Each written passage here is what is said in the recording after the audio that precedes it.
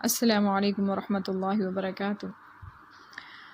جی الحمدللہ، آج ہم حضرت حسن رضی اللہ تعالیٰ عنہ اور واقعہ کربلا کی جو تاریخ اسلام کا ایک دردناک واقعہ ہے اس کے بارے میں جو ہے آپ کو بتائیں گے، تاکہ اس واقعے کو جان کر جو ہے اپنی ایمان کو تر و تازہ کریں اور ایمان اللہ تبارک و تعالیٰ سب کو استقامت عطا فرمائیں۔ اس میں جو ہے سب سے پہلے ہم یہ جان لیں کہ حضرت حسین رضی اللہ تعالیٰ عنہ کی جو ولادت ہے وہ کب ہوئی تھی۔ یہ تو ہوئی تھی 3 شعبان کو، اور جو کہ مدینہ منورہ میں ہوئی تھی، اور 10 محرم کو جو ہے کربلا کے میدان میں جو ہے انہوں نے شہادت پائی تھی۔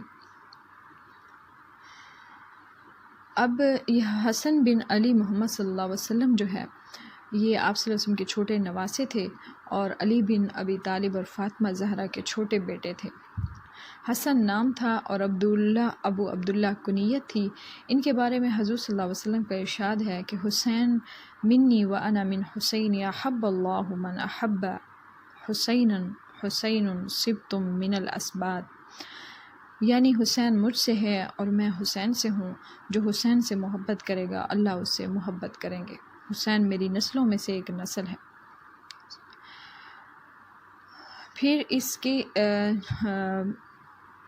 واقعہ کربلا جو ہے اس کے بارے میں اس کا پس منظر ہم پڑھیں گے کہ واقعہ کربلا میں کیا کیا ایسے معاملات ہوئے تھے اور کیا تکلیفیں اٹھائی تھیں،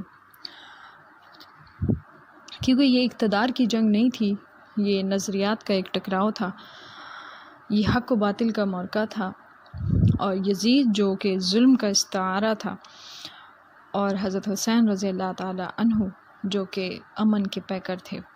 یزید اپنی عادتوں کی وجہ سے ظالم اور جابر مشہور ہو گیا تھا، اور حضرت حسین بن علی رضی اللہ تعالی عنہ اپنی سیرت کی وجہ سے حق و صداقت کا پیکر بن کر ابھرے۔ یزید جو ہے یہ بہدال کا بیٹا تھا، میسون کا ناپاک بیٹا تھا، اور حسین ابن علی رضی اللہ تعالیٰ عنہ حضور اکرم صلی اللہ علیہ وسلم خاتم النبیین جو ہے عربی کی بیٹی فاطمہ الزہرا رضی اللہ تعالیٰ عنہا کے شہزادے تھے۔ یزید جو ہے وہ دمشق کے اطراف میں سرجون اور جریر اختل جیسے اوباشوں کی جھرمٹ میں پل کر جوان ہوا، اور حضرت حسین رضی اللہ تعالیٰ عنہ کے گھر کا جو ہے وہ تو دروازے ہی مسجد نبی صلی اللہ علیہ وسلم کے اندر ہی کھلتا تھا۔ یزید نشے میں دھت ہو کر نماز چھوڑ دیتا تھا، اور حضرت حسین ابن علی رضی اللہ تعالیٰ عنہ جو ہیں ان کی کربلا کے اندر بھی نماز تہجد قضا نہیں ہے۔ سبحان اللہ۔ یزید ظلم کا دوسرا نام ہے، اور حسین ابن علی رضی اللہ تعالیٰ عنہ امن کا پیکر ہے۔ یزید نے زندگی میں ایک بار حج کیا، اور وہ بھی شراب کے مٹکے ساتھ لے کر آیا، اور اختل اور دیگر جو لوگ تھے جو اوباش تھے ان کے ساتھ سفر کیا تھا۔ لیکن حضرت حسین ابن علی رضی اللہ تعالیٰ عنہ نے 25 حج سواریاں ہونے کے باوجود بھی جو ہے پیدل سفر کیا، اور یزید حج بیت اللہ کے بعد مدینہ منورہ آیا اور شراب کی ایک مجلس بنائی، تو حضرت امام حسین رضی اللہ تعالیٰ عنہ وہاں پہنچے اور شراب کی بدبو محسوس کرتے ہوئے فرمایا، یہ بو کیسی ہے؟ تو نشے میں دھت ایک آدمی بولا کہ یہ شام میں بنتی ہے۔ ایک جام تو اس نے خود پیا اور دوسرا حضرت حسین رضی اللہ تعالیٰ عنہ کو دینے لگا، تو آپ نے فرمایا میں اس کی طرف دیکھتا بھی نہیں، اور جب یزید کو جو ہے شراب میں دھت پایا تو حضرت حسین رضی اللہ تعالیٰ عنہ تو دیکھ چکے تھے، تو کیسے اس ناپاک ہاتھ پر جو ہے وہ ان کا ساتھ دیتے۔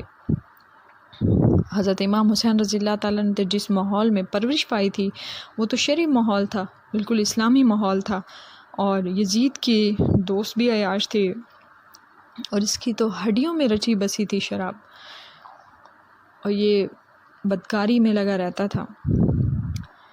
اور حضرت حسین رضی اللہ تعالیٰ کے جو دوست تھے وہ سبحان اللہ حضرت عبداللہ بن عباس رضی اللہ تعالیٰ عنہ، حضرت عبداللہ بن عمر رضی اللہ تعالیٰ عنہ، اور حضرت عبد الرحمن بن ابو بکر رضی اللہ تعالیٰ عنہ تھے۔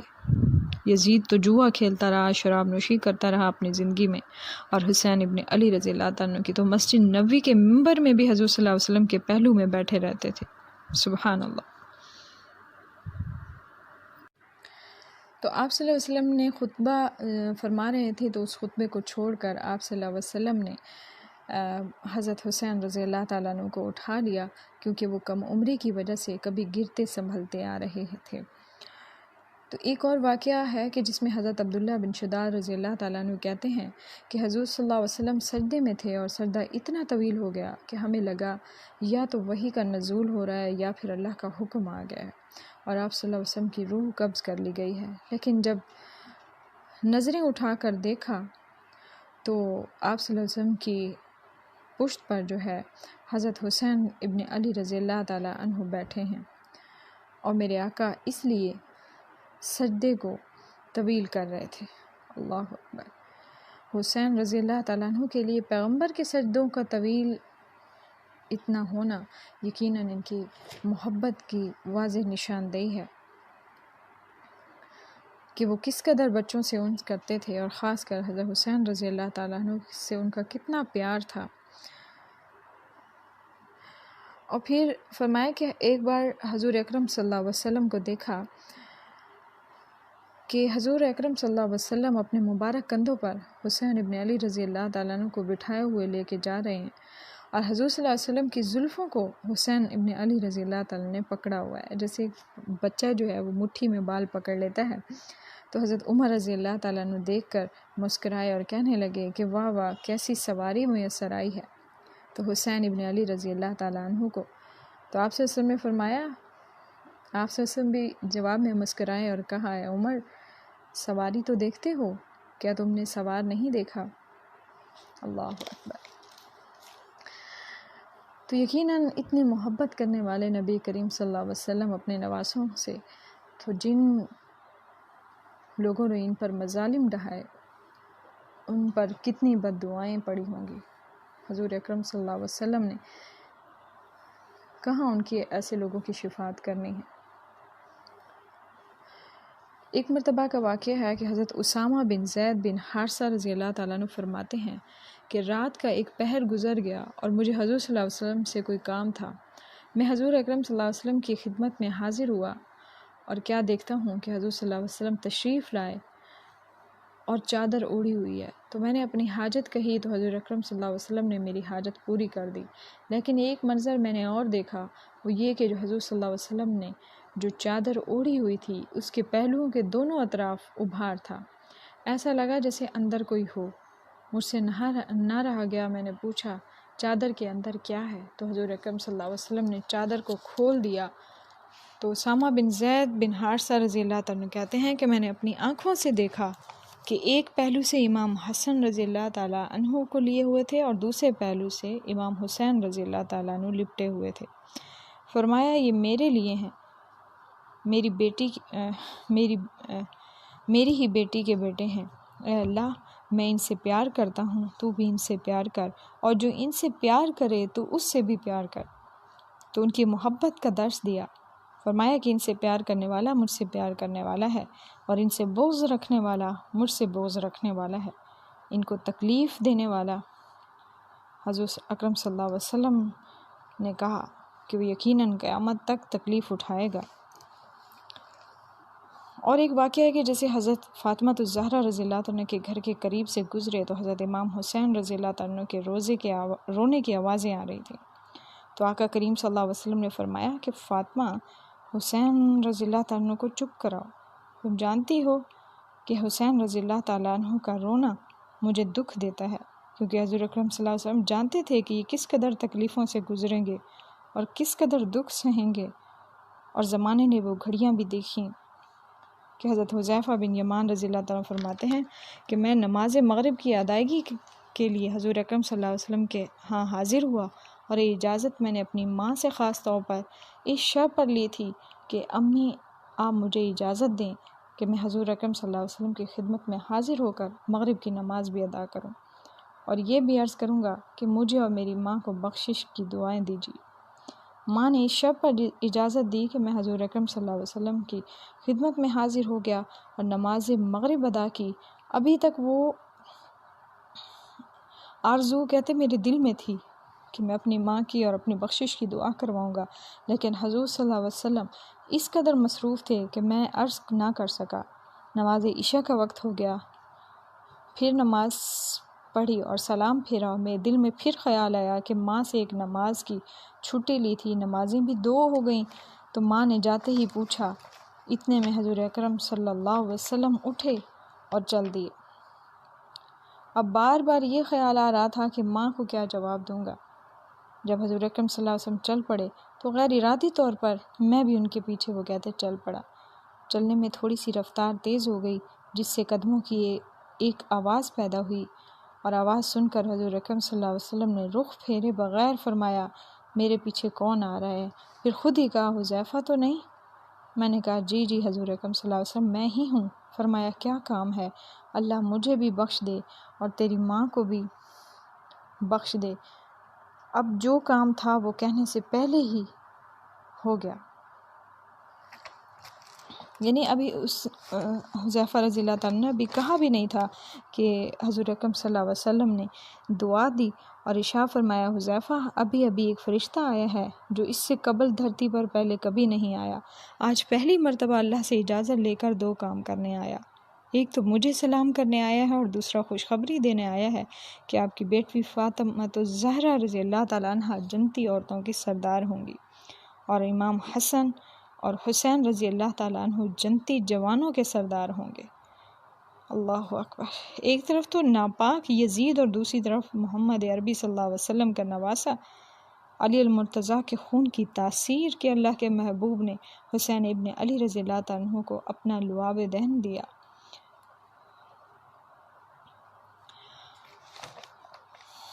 اور رحمت دے کر، لعاب دہن دے کر ہمیشہ کے لیے ان کی پیاس بجھا دی، تاکہ کربلا کے تپتے ہوئے میدان میں حسین ابن رضی اللہ تعالیٰ عنہ کو پیاس کی شدت تنگ نہ کرے اور پائے استقلال میں لغزش نہ آئے۔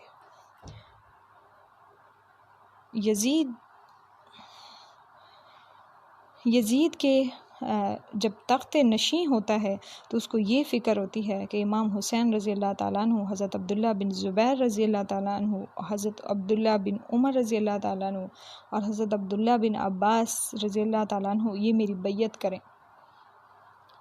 اور وہ ولید بن عقبہ کو لکھتا ہے کہ ہر صورت میں ان کی بیعت لو، اور اگر بیعت نہ کریں تو سختی کرو۔ تو حضرت امام حسین رضی اللہ تعالیٰ عنہ کو بلاوا آیا کہ آپ کو گورنر ہاؤس میں بلایا جا رہا ہے۔ ولید بن عقبہ کا پیغام آپ کو پہنچایا کہ وہ یزید کے ہاتھ پر بیعت کریں، لیکن یزید کے حالات و واقعات سے تو آپ واقف تھے کہ وہ ایک جو ہے غافل انسان ہے۔ تو امام حسن رضی اللہ تعالیٰ نے فرمایا کہ اس وقت جو پیغام پہنچایا ہے وہ کسی خطرے سے خالی نہیں ہے، تو کچھ سواروں کے ساتھ لیا اور فرمایا کہ باہر کھڑے رہنا، اگر میری آواز بلند ہو تو اندر آنا، ورنہ انتظار کرنا۔ آپ اندر گئے اور عقبہ بن مروان کو بھی بلایا تھا۔ مروان بن کعب یہ گورنر مدینہ کے جو ہے تھے، یہ پہلے سے بھی رہ چکے تھے، تو اس نے مشورہ دیا کہ سختی کی جائے۔ تو ولید بن عقبہ نے کہا کہ یہ خط ہے اور حضرت امیر معاویہ رضی اللہ تعالیٰ عنہ کا انتقال ہو گیا اور یزید اب تخت نشین ہوا ہے، لہٰذا وہ آپ سے بیعت کا مطالبہ کرتا ہے۔ تو امام حسین رضی اللہ تعالیٰ نے فرمایا کہ میرے جیسا شخص یوں چھپ کے بیعت نہیں کر سکتا۔ آپ رضی اللہ تعالیٰ عنہ واپس پلٹے اور مروان بن کعب نے ولید بن عقبہ کو کہا، یہ موقع ہے کہ انہیں جانے نہ دیا جائے، اگر یہ نکل گئے تو تم دوبارہ قابو نہیں پا سکو گے اور انہیں یہیں قتل کر دیا جائے۔ تو حضرت امام حسین رضی اللہ تعالیٰ نے یہ بات سن لی اور حضرت امام حسین رضی اللہ تعالیٰ انہی قدموں کے بل واپس پلٹے اور مروان بن حکم سے مخاطب کیا کہ مروان کیا بول رہا ہے؟ وہ خاموش ہو گیا اور فرمایا، تو جانتا نہیں ہم کون ہیں؟ فرمایا، میں حسین ہوں، علی رضی اللہ تعالیٰ عنہ کا بیٹا ہوں، ہمارے گھر میں وحی کا نزول ہوتا رہا ہے اور یزید فاسق ہے، فاجر ہے اور مسلمانوں کا قاتل ہے۔ میں ڈنکے کی چوٹ پر یزید کی بیعت سے انکار کرتا ہوں۔ اب ان کی دشمن تھا وہ نڈر دیکھ کر اس کے آسان خطا ہو گئے اور امام حسین رضی اللہ تعالیٰ عنہ کے راستہ چھوڑ دیا اور واپس آئے اور سیدہ زینب رضی اللہ تعالیٰ عنہ سے ملے اور فرمایا کہ میں مدینے کو چھوڑنا پڑے گا۔ کہا بھیا کیا ہوا؟ کہا یزید بیعت وصول کرنا چاہتا ہے اور میں کسی صورت اس کو بیعت نہیں کروں گا۔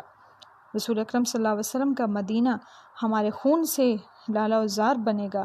میں نہیں چاہتا کہ حضور اکرم صلی اللہ علیہ وسلم کی حرمت پامال ہو، اور وہ کیسا منظر ہوگا کہ حسین ابن علی رضی اللہ تعالیٰ نے آخری حاضری حضور صلی اللہ علیہ وسلم کے ہاں دی ہوگی۔ محمد بن حنیفہ کے علاوہ خاندان میں نبوت کے جتنے بھی لوگ تھے سب نے شہر مدینہ چھوڑ دیا اور رات کی تاریکی میں شہر مدینہ اور مسجد نبوی کو چھوڑ کر چلے گئے۔ اللہ اکبر۔ اپنے دلوں کو تھام لیجئے، بہت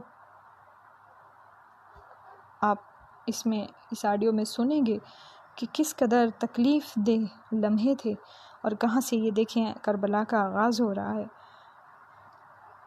تو وہ مکہ کی جانب سفر کے لیے روانہ ہوئے۔ 3 شعبان المعظم کو مکہ مکرمہ پہنچتے ہی ادھر کوفیوں کے خطوط آنا شروع ہو جاتے ہیں، تو حضرت امام حسین رضی اللہ تعالیٰ عنہ مسلم بن عقیل کو صورتحال معلوم کرنے کے لیے بھیج دیتے ہیں۔ 40,000 کوفی آپ کے ہاتھ پر بیعت کر دیتے ہیں، تو ادھر 25 پیدل حج کرنے والے حضرت امام حسین رضی اللہ تعالیٰ عنہ 8 ذی الحج کو احرام باندھتے ہیں، لیکن آپ کو پتہ چلتا ہے کہ حاجیوں کے روپ میں قاتل چھپا دیے گئے ہیں، تو آپ اس احرام کو حج کی بجائے عمرہ میں بولتے ہیں اور کوفہ کی جانب عازم سفر ہوتے ہیں۔ حضرت عبداللہ بن عمر رضی اللہ تعالیٰ عنہ اور عبداللہ بن عباس رضی اللہ تعالیٰ عنہ سب روکتے ہیں کہ کوفہ نہ جائیں، کوفہ کبھی وفا نہیں کرتے، آپ کے والد کو وہاں تکلیفیں دی گئی ہیں، وہاں شہید کیا گیا ہے، لیکن وہ فرماتے ہیں مجھے نہ روکو، مجھے نانا کے دین کی ڈوبتی ہوئی کشتی کو بچانے دو۔ اللہ اکبر۔ حضرت امام حسین رضی اللہ تعالیٰ عنہ یہاں سے چل پڑتے ہیں۔ ابھی راستے میں یہی پہنچتے ہی ہیں کہ یہ خبر آتی ہے کہ کوفہ والوں نے بے وفائی کر دی ہے اور حضرت مسلم بن عقیل رضی اللہ تعالیٰ عنہ کو شہید کر دیا ہے۔ نعمان بن بشیر رضی اللہ تعالیٰ عنہ معذور کر دیے گئے ہیں۔ ابن زیاد وہاں متعین کر لیے گئے ہیں۔ جو سخت گیر شخص تھا اس نے لوگوں کو ڈرایا، دھمکایا اور کوفہ کے لوگوں کے دل بدل گئے۔ وہ منظر مسجد کوفہ کا کتنا دل اداس ہوگا کہ جب امام نماز کے لیے کھڑے ہوتے ہیں تو 40,000 لوگ آپ کے پیچھے تھے، اور جب سلام پھیرا اور امام نے دیکھا کہ پیچھے لوگ نہیں ہیں، پھر لوگوں نے اپنے دروازے بند کر دیے۔ رات کو اور پھر مسلم بن عقیل کو کوئی پناہ دینے والا نہیں تھا۔ لوگوں نے دروازے جب بند کر دیے کہ کہیں ہمارے گھر نہ آ جائیں اور ہم حکومتی تشدد کا نشانہ نہ بن جائیں، تو کتنا دردناک مرحلہ ہوگا کہ مسلم بن عقیل رضی اللہ تعالیٰ عنہ پر، اور پھر وہ بے دردی سے شہید بھی کر دیے جاتے ہیں۔ تو حضرت امام حسین رضی اللہ تعالیٰ عنہ ابھی راستے میں ہیں کہ یہ ساری کہانیاں پہنچتی ہیں کہ حضرت مسلم بن عقیل شہید کر دیے گئے ہیں۔ وہ لوگ جنہوں نے آپ کو خط لکھے، آپ کے آنے کا انتظار کیا، انہوں نے بیعتیں توڑ دیں اور 40,000 لوگ جو ہیں وہ منحرف ہو گئے۔ مسجد کوفہ کا وہ منظر دل کو کس قدر تڑپا دینے والا ہوگا۔ حضرت امام حسین رضی اللہ تعالیٰ عنہ کے سارے دوستوں نے اور خاندان نبوت کے علاوہ لوگوں نے کیا حالات یکسر تبدیل کر دیے تھے۔ ابھی ہمیں وہ کہتے ہیں ہمیں واپس جانا چاہیے، اور پھر حضرت امام حسین رضی اللہ تعالیٰ عنہ نے کافی دیر سوچا اور فرمایا کہ ہم آگے بڑھیں گے، دیکھیں یہ دین کی استقامت، پیچھے نہیں ہٹیں گے۔ دوستوں نے کہا کہ اگر آپ آگے بڑھیں گے تو وہ آپ کے ساتھ برا سلوک کریں گے اور آپ شہید کر دیے جائیں گے۔ تو امام حسین رضی اللہ تعالیٰ عنہ نے ایک خطبہ ارشاد فرمایا کہ جو کچھ تم مجھے بتا رہے ہو مجھے معلوم ہے، جو منظر تم مجھے پیش کر رہے ہو وہ میری نگاہوں میں ہے، کیونکہ حضرت امام حسن رضی اللہ تعالیٰ کی شہادت کی خبر کے بعد حضرت امام حسین رضی اللہ تعالیٰ کی شہادت کی خبر بھی عام ہو چکی تھی۔ حضور اکرم صلی اللہ علیہ وسلم کو یہ بات جبرائیل امین نے آ کر پہلے سے ہی بتا دی تھی کہ حضور آپ کا یہ بیٹا اس عرض زمین میں اس عرض پر یعنی زمین پر شہید کر دیا جائے گا، اور کربلا کی مٹی لا کر حضور صلی اللہ علیہ وسلم کو دی، اور ام سلمہ رضی اللہ تعالیٰ عنہا کا حضور صلی اللہ علیہ وسلم نے عطا کر دی۔ حضرت ام سلمہ کہتی ہیں کہ ایک دفعہ سوئی اور خواب میں دیکھا کہ حضور اکرم صلی اللہ علیہ وسلم کے مبارک بال بکھرے ہوئے ہیں اور سخت پریشان ہیں، تو میں نے کہا حضور صلی اللہ علیہ وسلم یہ آپ کی کیا حالت ہے؟ تو حضور صلی اللہ علیہ وسلم کے ہاتھوں میں ایک شیشی تھی جس کے اندر خون ہے، تو میں نے فرمایا کہ حضور صلی اللہ علیہ وسلم یہ کیا ہے؟ تو حضور صلی اللہ علیہ وسلم نے فرمایا میں قتل گاہ حسین رضی اللہ تعالیٰ سے آ رہا ہوں، اور یہ حسین ابن علی رضی اللہ تعالیٰ عنہ کا خون ہے۔ تو کہا 10 محرم کا یہ دن تھا، دوپہر کا منظر تھا، اور میں کہلولہ کر کے اٹھی۔ کہلولہ مطلب دوپہر کے درمیان جو تھوڑی سی نیند آ جاتی ہے۔ تو کہتے ہیں کہ میں نے دیکھا کہ وہ شیشی جس میں کربلا کی مٹی رکھی تھی وہ خون بن چکی تھی، تو یہ خبر پہلے ہی دے دی گئی تھی۔ اور حضرت امام حسین رضی اللہ عنہ نے فرمایا کہ جو کچھ تم مجھے بتا رہے ہو میں اس سے باخبر ہوں، یہ سب کچھ ہونے والا ہے، لیکن اس سب کے باوجود میں کیوں جا رہا ہوں؟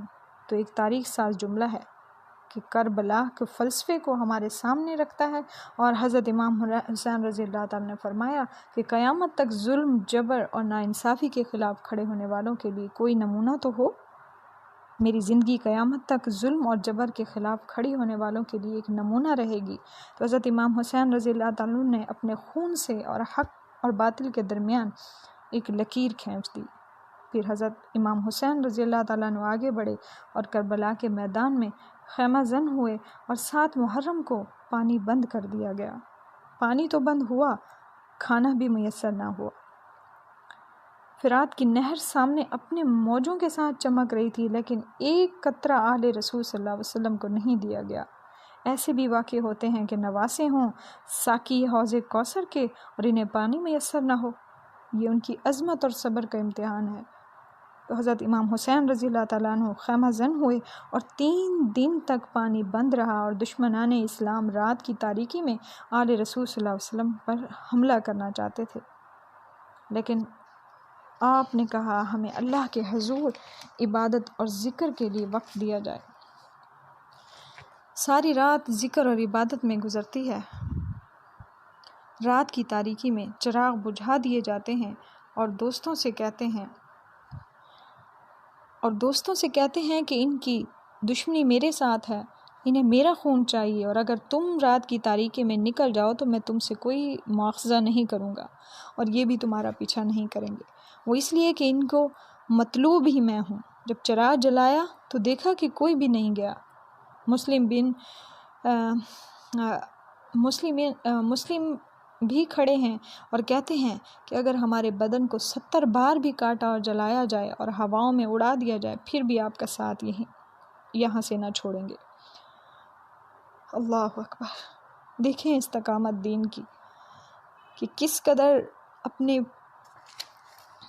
پیاروں کا ساتھ دیتے ہیں، اور کس قدر دین اسلام جو آج ہمیں بہت آسانی سے مل گیا ہے ہم اس کی قدر نہیں کر رہے۔ 70 سال کے حبیب بن مظاہر کہتے ہیں کہ حضرت آپ کو چھوڑ کر جائیں کہاں؟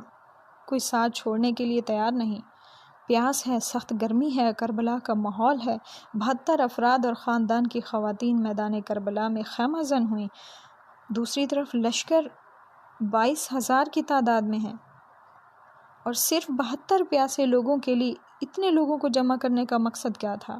صرف خوف زدہ کرنا تھا تاکہ یزید کی بیعت کر لیں، محاصرے توڑ دیں گے، پانی دیں گے، اعزاز و کرام دیں گے، یعنی دنیا کی ساری سہولیات دیں گے، لیکن حسین ابن رضی اللہ تعالیٰ عنہ کو کہتے ہیں کہ سب کچھ لٹ جائے گا، باطل کے ہاتھ پہ ہاتھ نہیں رکھوں گا۔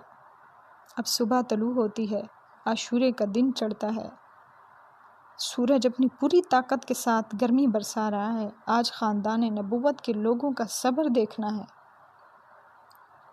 آج نبی کریم صلی اللہ علیہ وسلم کے لعاب دین کو چوسنے والوں کے صبر کا امتحان ہے۔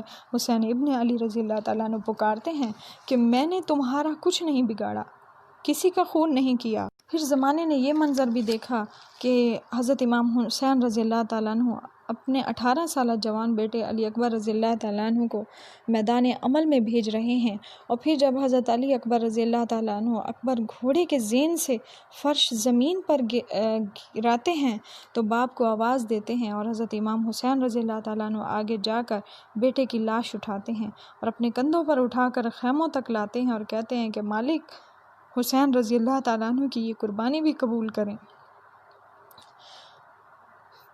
کبھی قاسم بن حسن کی لاشیں اٹھا کر لاتے ہیں، کبھی اون محمد کی لاشیں اٹھا کر لاتے ہیں، بھائی عباس کے کٹے ہوئے بازو، زخموں سے چھلا ہوا لاشا، کیا کیا قیامتیں تھیں اس کربلا کے میدان کے اندر جو ٹوٹی تھیں۔ حضرت امام حسین رضی اللہ تعالیٰ عنہ پر دکھ ٹوٹے، اب 71 لاشیں خیموں تک اٹھا کے پہنچا چکے تھے اور لشکر سے پکار آئی کہ آؤ میدان عمل میں آؤ، دیر کیوں کر رہے ہو؟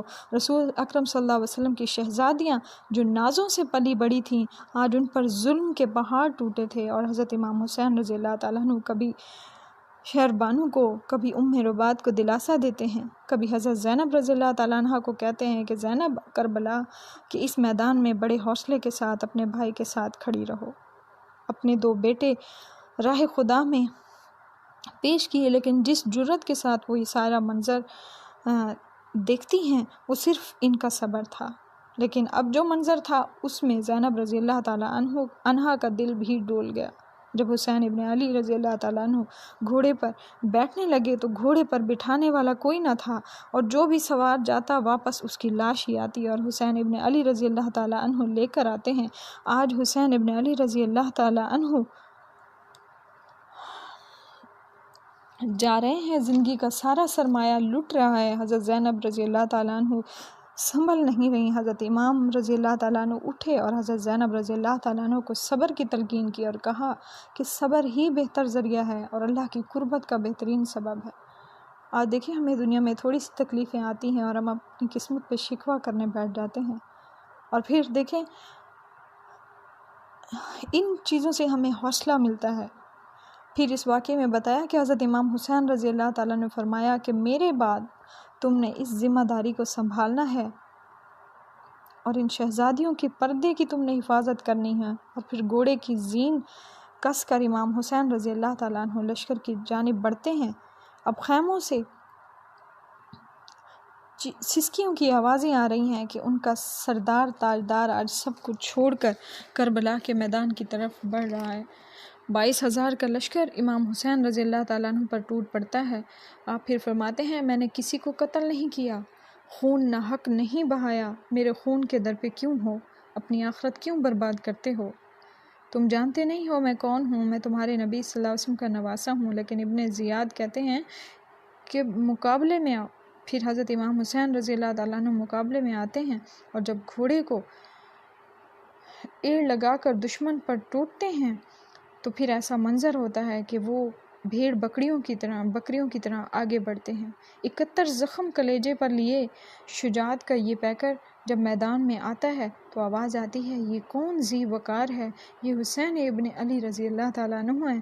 پھر بادلوں میں گھر جاتا ہے، شامی غنڈے تیر برساتے ہیں، تلواروں سے آپ کے بدن پر ضربیں لگاتے ہیں اور تیز طریقے سے آپ کے بدن کو جو ہے وہ تیر سے نقصان پہنچانے کی کوشش کرتے ہیں۔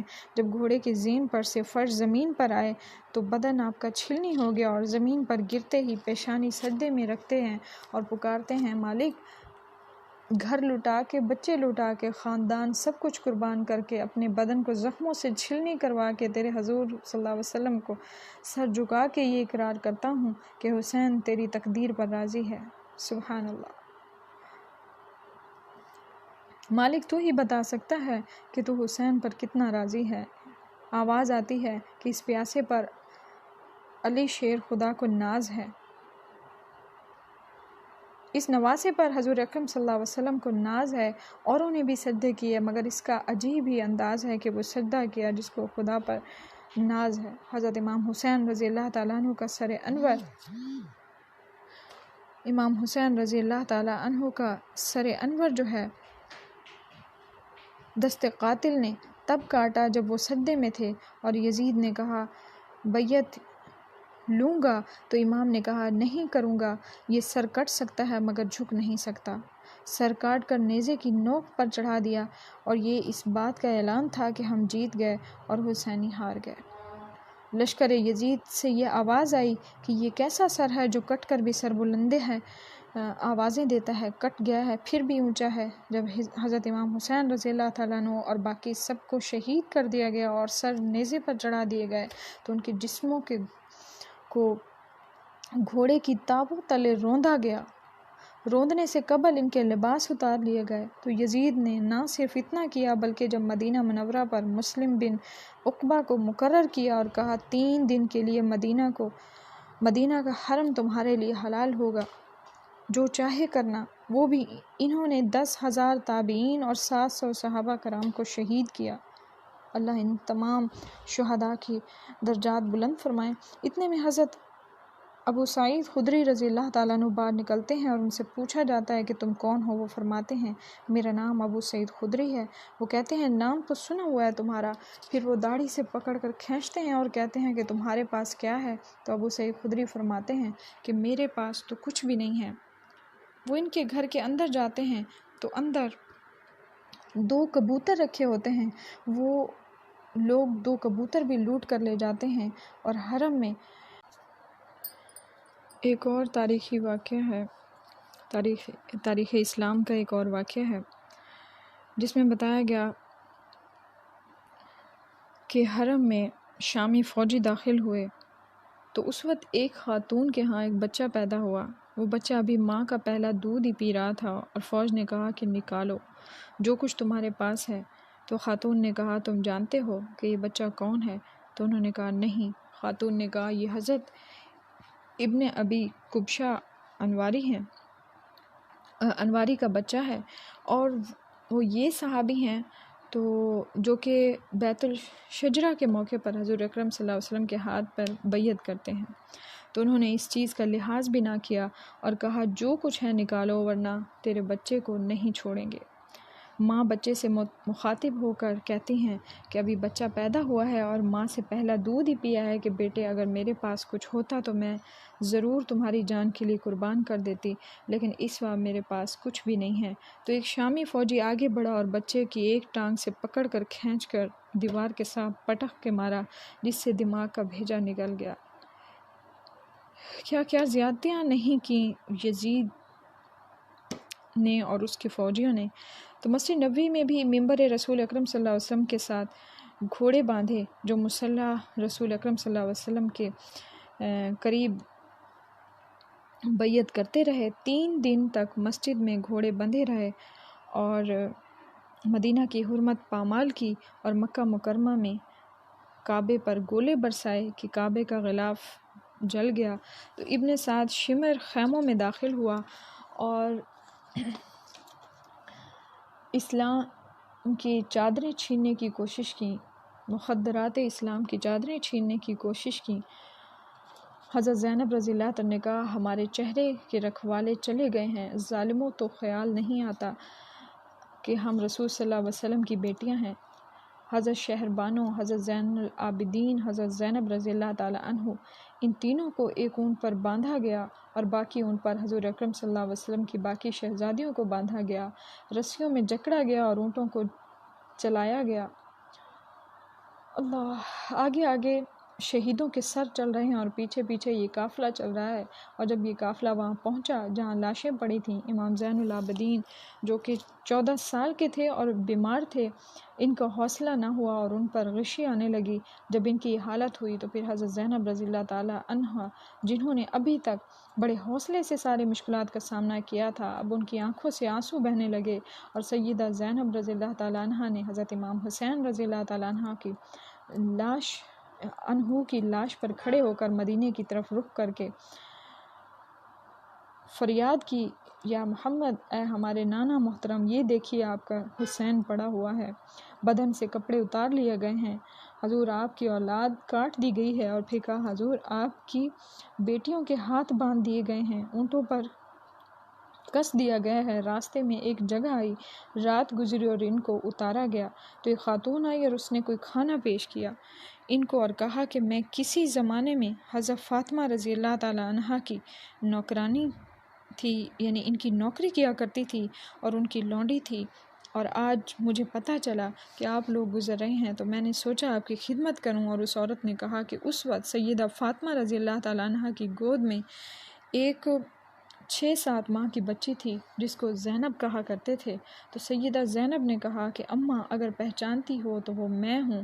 پھر یہ لٹا ہوا کارواں کوفہ کی جانب روانہ ہوا، پھر اس قافلے کو دمشق یزید کے دربار میں پہنچایا گیا، پھر وہاں سے یہ قافلہ مدینہ پہنچایا گیا اور مدینہ کے لوگوں نے استقبال کیا۔ وہ کیسا منظر تھا کہ جب لوگوں کو کہ حضرت زینب رضی اللہ تعالیٰ عنہ سے پوچھا کہ امام حسین رضی اللہ تعالیٰ عنہ کہاں ہیں، یہ کائنات کی انوکھی داستان ہے۔ اللہ ہمیں اسوہ شبیری پر عمل کی توفیق عطا فرمائے، اہل بیت کی محبت ہماری روحوں میں جذب کر دیں۔ اے حسین ابن علی تم پر لاکھوں سلام، آل نبی صلی اللہ علیہ وسلم تم پہ لاکھوں سلام۔